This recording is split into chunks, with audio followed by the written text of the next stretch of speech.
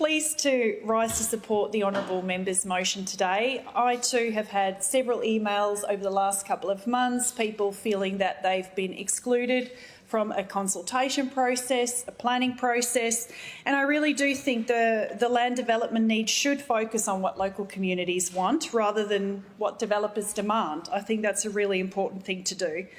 Even during the election, talking to families, we want them to be able to plan, thrive, not delay having families because there are limited options or that they can't afford a home. I mean, that's a heartbreaking situation to be in. Or perhaps like me, looking at a tiny home on a large plot, maybe that's another solution we need to consider, Acting President. In the face of our present housing crisis and land supply crisis, the WA government made some reforms to, yes, retool the WA Planning Commission's work to streamline how these developments in value may be approved, but some of these were necessary but quite questionable.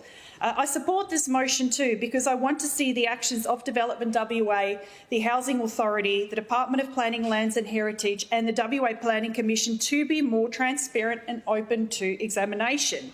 It must be clear that our Parliament and the local people these decisions affect can examine and appropriately challenge these decisions, and I think that's probably one of the key issues here. Planning seems to favour developers over residents, and community consultation is really lacking or often undermined.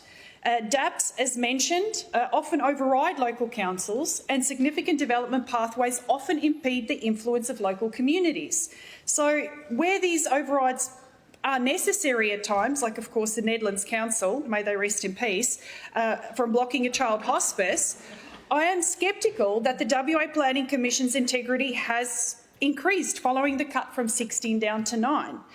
In recent meetings, more than one member had to excuse themselves from proceedings due to having an indirect pecuniary interest in an agenda item. Now, including obviously some of those confidential items, a lot of that was hidden from the public. Now, I understand it is commendable that, yes, this member did exclude themselves, but it would be far better if there were at least several more members added back into the WAPC to provide the oversight in such cases. DAP is a tool used primarily to rubber stamp approvals and wish lists and occasionally rein in the rogue council, but over 23-24, only 4% of DAP applications were actually refused. I mean, that's a near universal approval rate. Many of these approvals actually contradict advice from local government planning officers, and residents are stuck in slow systems with no rights of appeal. I mean, that's a really key issue here. I don't think private citizens building a home on their own plot of land get quite the expedited approval process that perhaps some of these developers do. We need to enhance the influence of residents, not developers, but again, as the Honourable Neil Thompson said, it's about a consultation process that is open, that is transparent, that gives people the room to be heard. To limit the influence of property developers, I mean, Queensland, New South Wales, ACT have actually all banned political donations from them. Now, I know that probably sends, shockwaves through both parties, but still, this is something to be considered. And lastly, community consultations, of course, in many of these processes are often undermined. Residents really do feel ignored.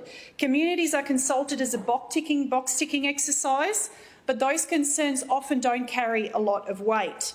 Local governments are being cut out, residents have no formal voice. I mean, it's commendable that WAPC meetings are now live streamed. I don't think they were previously, but significant portions are still closed due to confidentiality.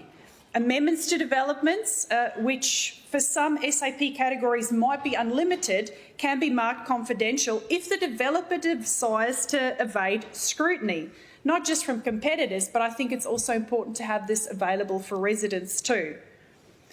DAP often meets during work hours. This is another thing to consider, making it almost impossible for everyday families to get to these meetings. And there are still no third-party appeal rights in WA. Only the applicant, the developer, can appeal a WAPC or DAP decision. Residents have next to zero pathways for recourse once a bad decision is actually made.